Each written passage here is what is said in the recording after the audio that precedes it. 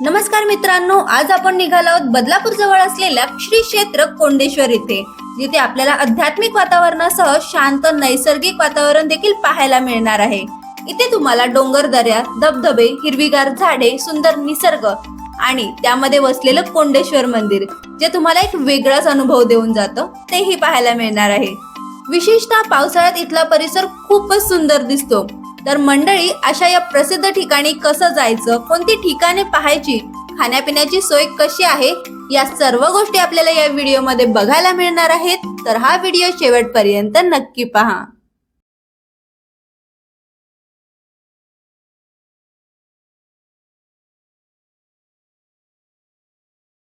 मी प्रतीक्षा स्वागत करते तुम्हा सर्वांचं आजच्या या नवीन व्हिडिओमध्ये। तर आज आपण निघालोय बदलापूर पासून 8 किलोमीटर अंतरावर असलेल्या श्री कोंडेश्वर मंदिरा येथे, आणि त्यासोबतच इथला आजूबाजूचा परिसर खूप पाहण्यासारखा आहे। अशा बरेच ठिकाणं इथे आहेत जिथे तुम्ही व्हिजिट करू शकता। तर ही सर्व ठिकाणं मी तुम्हाला आजच्या या व्हिडिओमध्ये दाखवणार आहे।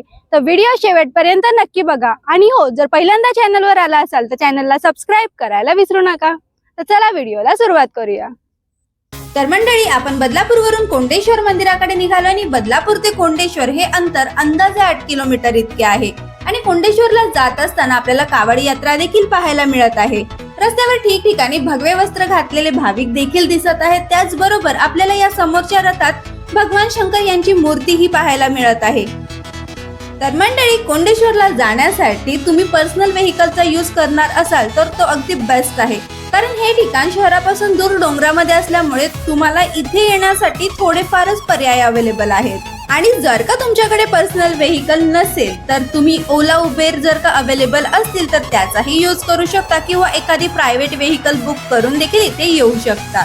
त्याचप्रमाणे तुम्ही जर का ट्रेनने येणार असाल तर जवळचं रेल्वे स्टेशन हे बदलापूर रेल्वे स्टेशन असणार आहे, आणि तिथून तुम्हाला ऑटो रिक्षा किंवा ओला उबेर असे काही ऑप्शन्स मंदिरापर्यंत येण्यासाठी भेटू शकतात। तर मित्रांनो, इथे आता आपण निघालोय कोंडेश्वरला, आणि कोंडेश्वरला जातानाच तुम्हाला या साईडला देखील हा डॅम बघायला मिळेल। पाणी जरा इथलं गढूळ दिसत आहे, पण सध्या पाऊस पडल्या कारणाने पाणी भरपूर आहे या डॅमला। जर आपल्याला वेळ भेटला तर आपण हाही डॅम एक्सप्लोर करणार आहोत।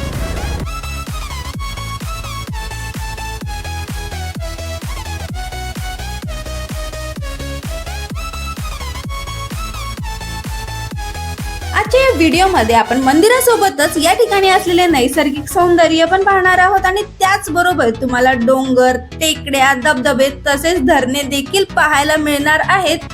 तर हा व्हिडिओ शेवटपर्यंत नक्की बघा।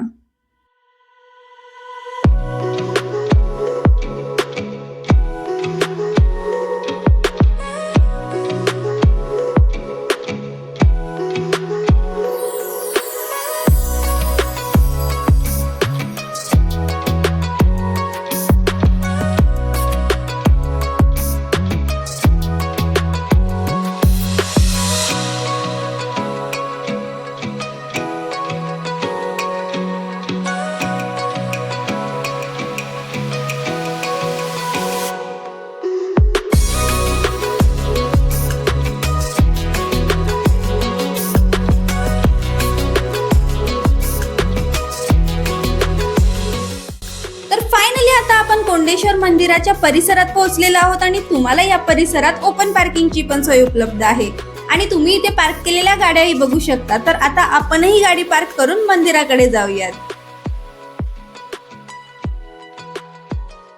तर इथूनच आता आपण मंदिरासाठी आज जाणार आहोत, आणि पूजेसाठी लागणारं साहित्य तुम्ही इथून घेऊ शकता। 60 रुपये दराने तुम्हाला इथे पूजेसाठी थाळी मिळेल, आणि त्यासोबत प्रसादासाठी लागणारे मिठाई पेढे देखील तुम्ही इथून घेऊ शकता।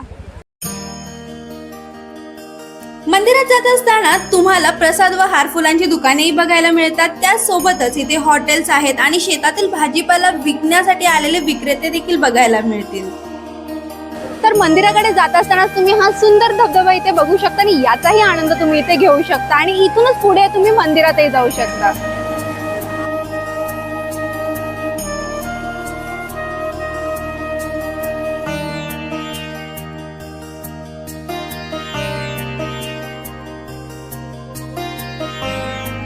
मंदिराबाहेरील सभा मंडपात तुम्हाला दर्शनासाठी आलेले भाविक देखील रांगेत उभे असलेले बघायला मिळतील आणि आज तर आहे रविवारचा दिवस म्हणजे सुट्टीचा दिवस, त्यामुळे इथे प्रचंड गर्दी पाहायला मिळते.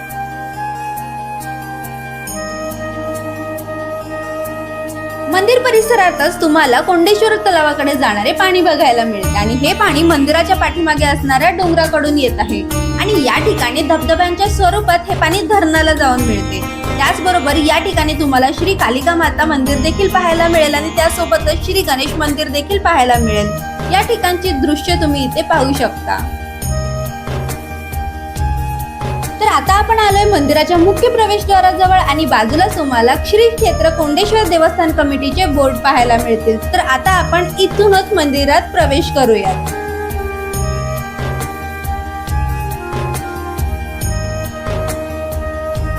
मंदिरात प्रवेश केल्यानंतर तुम्हाला इथे अशा पद्धतीने अरेंजमेंट केलेली बघायला मिळेल. मंदिराच्या खिडकीतून इथल्या धबधब्यांचा असा नजारा बघायला मिळतो, ज्याचा तुम्ही नक्कीच आनंद घेऊ शकता.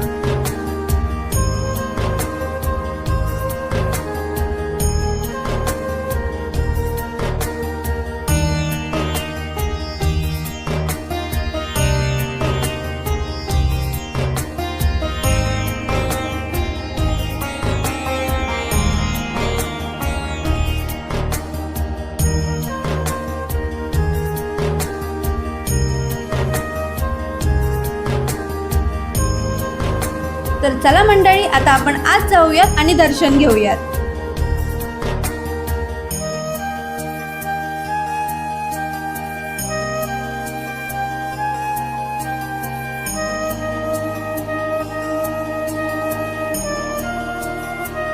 दर्शन घेऊन बाहेर आल्यानंतर तुम्हाला विठ्ठल, रुक्मिणी, श्रीकृष्ण, बजरंगबली आणि अशाच अनेक देवी देवतांच्या मूर्ती इथे पाहायला मिळतील, ज्यांचे दर्शन घेऊन आता आपण मंदिराबाहेर जाणार आहोत.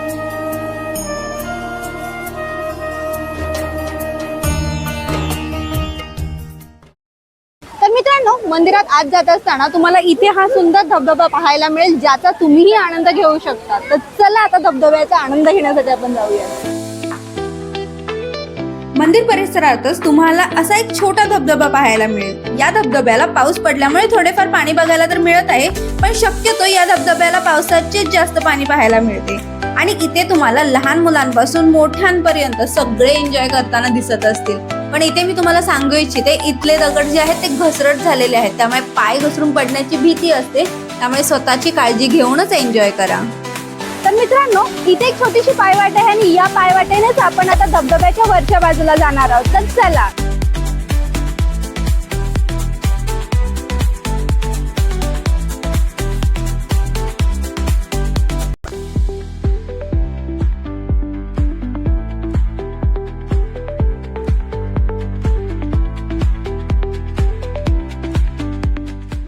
तर आता आपण मंदिरात दर्शन घेऊन आलेलो आहोत आणि आता आपण निघालोय श्री कोंडेश्वर महाराज यांची समाधी ज्या ठिकाणी आहे तिथे.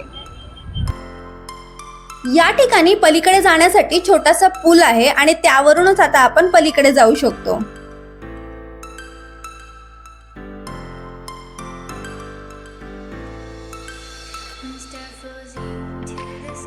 तर आता आपण आलोय श्री कोंडेश्वर महाराज समाधी जिथे आहे त्या ठिकाणी आणि इथलं वातावरणही खूपच छान आणि शांत आहे. तर दर्शन घेऊन आल्यानंतर तुम्ही इथेही नक्कीच येऊ शकता.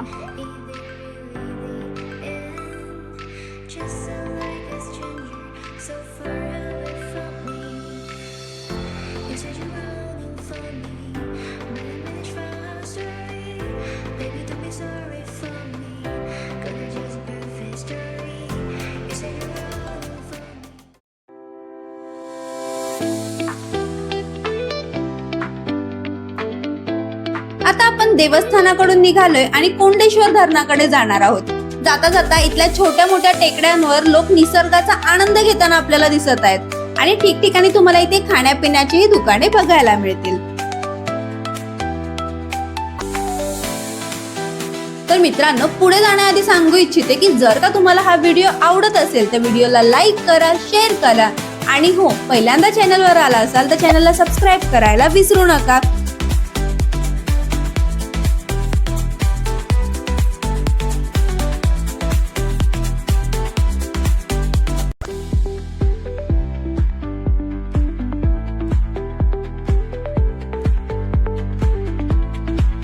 पुढे आल्यानंतर आपल्यालाही छोट्या मोठ्या टेकड्यांवर फिरण्याचा आनंद घ्यायचाच आहे आणि त्याआधी आमच्या सोबत असणाऱ्या या छोट्या राघवचे रेनकोट काढण्याचे केविलवाने प्रयत्न चालू आहेत, तेही तुम्ही पाहू शकता.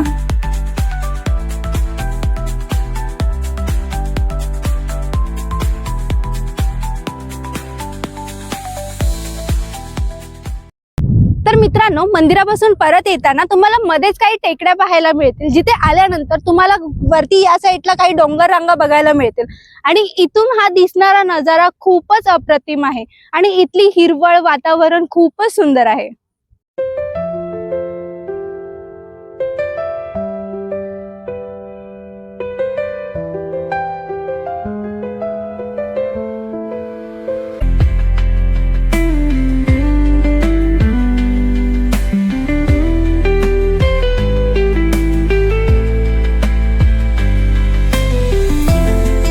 मित्रांनो, शहरातील धावपळीच्या वातावरणापासून दूर आणि निसर्गाच्या सानिध्यात असणारे या ठिकाणचे हे वातावरण तुमचा आनंद नक्कीच द्विगुणित करू शकतो. हे वातावरण एवढे जबरदस्त आहे ना की तुम्ही इथे येण्याचा मोह आवरूच शकणार नाही.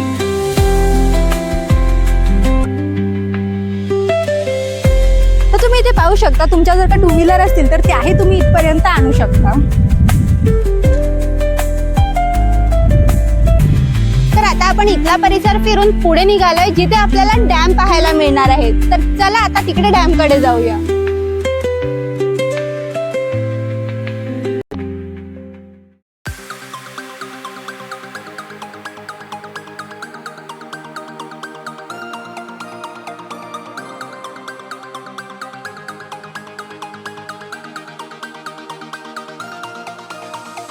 तर आता आपण आलोय कोंडेश्वर मंदिरापासूनच जवळ असलेल्या डॅम जवळ, जिथे तुम्ही बघू शकता सगळेजण किती आनंद घेत आहेत. त्यासोबतच इथे जर तुम्ही तुमचे जे हे व्हेकल्स घेऊन येत आहेत त्यासाठी पार्किंगची देखील सोय अवेलेबल आहे. त्यामुळे तुम्ही तुमच्या पर्सनल व्हेकलने देखील इथे येऊ शकता. आणि जर का तुम्ही पाण्यात जाणार असाल आणि पहिल्यांदा येत असाल तर इथल्या पाण्याचा अंदाज घेऊनच तुम्ही इथे आतमध्ये जा.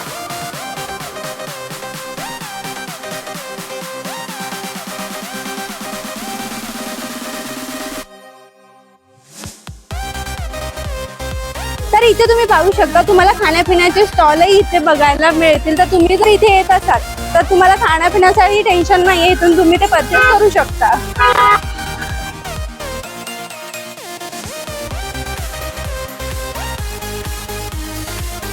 तुम्ही या ठिकाणी असलेली गर्दी नक्कीच बघू शकता आणि ते लहानांपासून ते मोठ्यांपर्यंत सर्वच फुल एन्जॉय करत आहेत. पण इथे आत जाण्याआधी पाण्याचा अंदाज घेऊनच आपल्याला आत जायचं आहे आणि एन्जॉय करत असताना स्वतःची काळजी देखील इथे नक्कीच घ्यायची आहे.